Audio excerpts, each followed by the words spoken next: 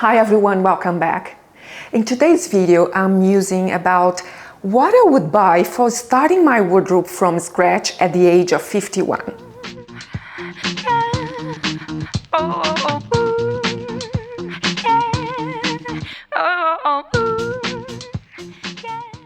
Building the perfect wardrobe involves continual evaluation, planning, selection, coordination, purchasing, and care. Oof, it's a mouthful, but it's such a skill to be mastered. So if I was starting my wardrobe today with the maturity that I have today, with all the knowledge, I would take a huge step back and really consider all the elements of style. And the elements of style are lines, shapes, color, textures, and patterns. It's almost doing like a reverse engineering and imagining and picturing the ending result. How do I want the feel to be? Because at the end of the day, when we dress for something, it's the ultimate result that we're after. We want to feel a certain way. So I would want my wardrobe to represent, to reflect that kind of feeling. So what clothes would bring that feeling to me? And I would really consider what's important to me. So for me personally, I want a wardrobe that brings me joy, that it's easy to navigate. I cannot afford having demons in my closet. I cannot afford feeling less than confident, less than joyful, and less than happy with the pieces that I have in my closet.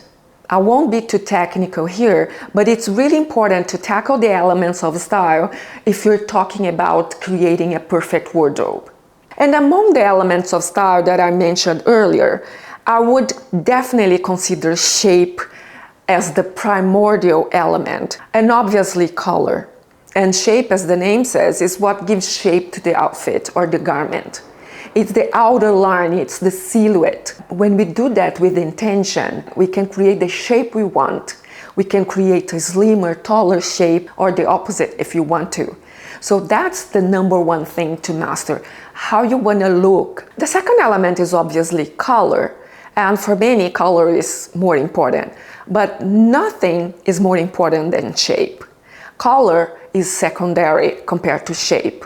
It's very important though. It's an important adjunct, but it's not more important than shape. When you're thinking about a basic wardrobe, starting from the core, I would leave the other elements like textures and patterns for a later stage. So I would focus on shape first. So if I didn't know already, I would learn how to dress for my body type. So once I get that whole idea in mind, I will start about building the core, the foundation of my wardrobe. And there's no better place to start than with basics. Note here that I say basics and not classics. And the difference between the two is that all basics are classics, but not all classics are basics.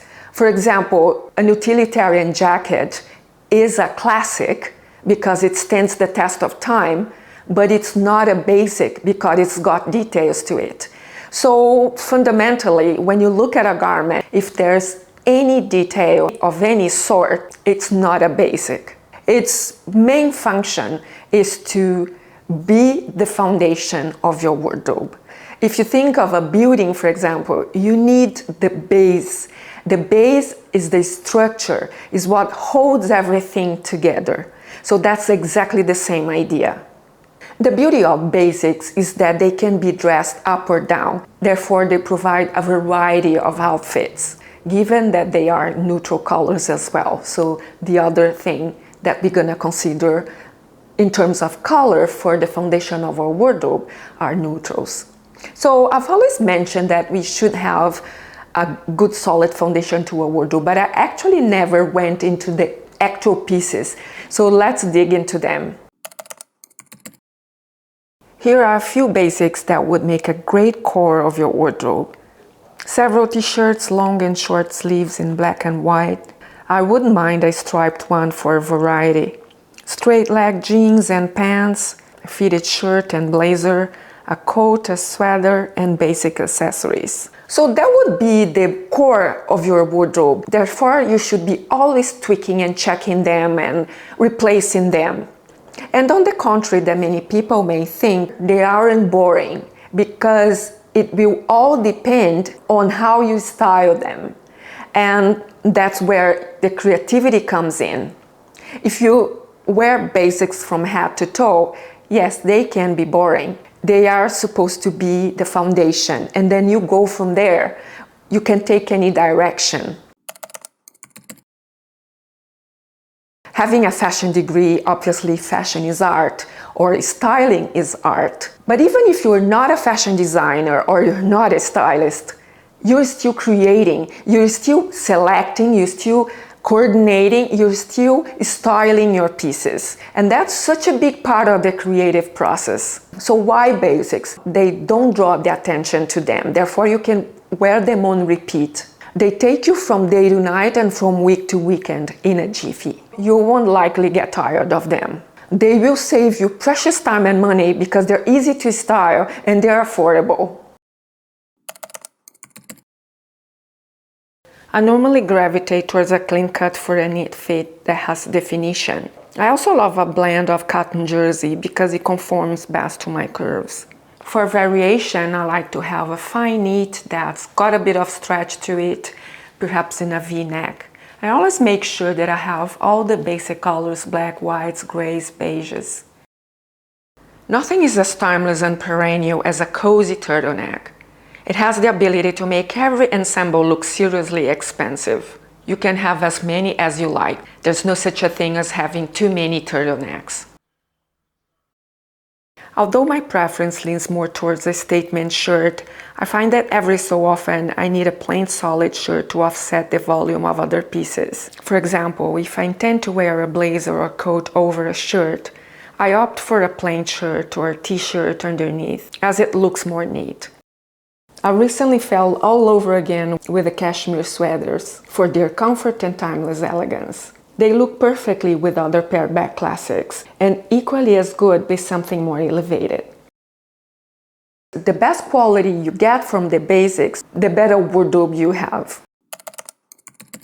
And separates are such a fantastic way to make your wardrobe go a long way because you can wear them in so many different ways and nobody will notice.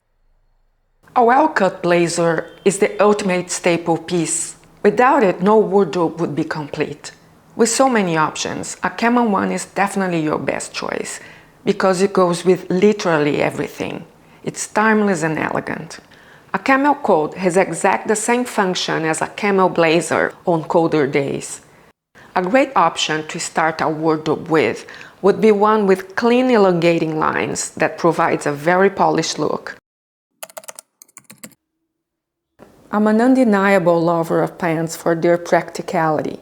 The best start to style a perfect wardrobe with is the straight leg pants, as they suit most body shapes. Choose colors like blacks and beiges, grays and navies, and you have established a great foundation to your wardrobe. Skirts not only give the outfit a feminine touch, but they also allow you to showcase your footwear in a variety of ways. From other classics to statement ones to chunky ones that offset the femininity of the look. The plus side is that you can always wear them in different sizes if you have different body parts in different sizes. But I won't deny my passion for one pieces, dresses and reed dresses, rompers and jumpsuits. I'm not so much into rompers, but I'm a huge fan of jumpsuits for the same reason that I love pants.